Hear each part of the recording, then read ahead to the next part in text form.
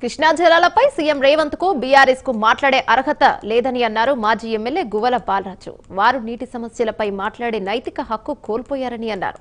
బాధ్యత గల పౌరుడిగా, నాయకుడిగా వారి బండారం బయటపెడతానన్నారు గువ్వల బాలరాజు.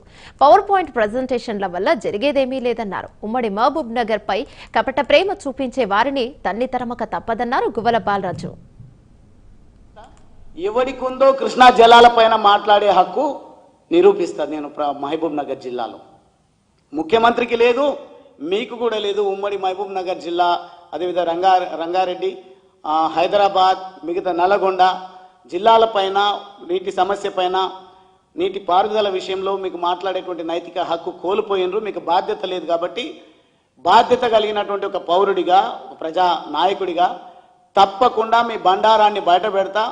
ఖచ్చితంగా భారతీయ జనతా పార్టీ కూడా ఈరోజు మేధో మదనం జరుపుతూ ఉంది. వీళ్ళ పవర్ పాయింట్ ప్రజెంటేషన్ల ఒరిగేది లేదు.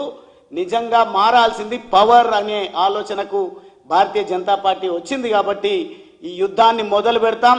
ఎవడొస్తాడో ఉమ్మడి మహబూబ్ నగర్ జిల్లాకు కపట ప్రేమను ప్రదర్శించడానికి ఖచ్చితంగా ప్రజాస్వామ్యబద్ధంగా ప్రజలను సంఘటితం చేసి తన్ని తరమక తప్పదు అని ఈ సందర్భంగా తెలియజేస్తూ పాత్ర పోషిస్తా. ఎవడికుందో కృష్ణా జలాలపైన మాట్లాడే హక్కు నిరూపిస్తా. నేను మహబూబ్ నగర్ జిల్లాలో ముఖ్యమంత్రికి లేదు, మీకు కూడా లేదు. ఉమ్మడి మహబూబ్ నగర్ జిల్లా, అదేవిధంగా రంగారెడ్డి,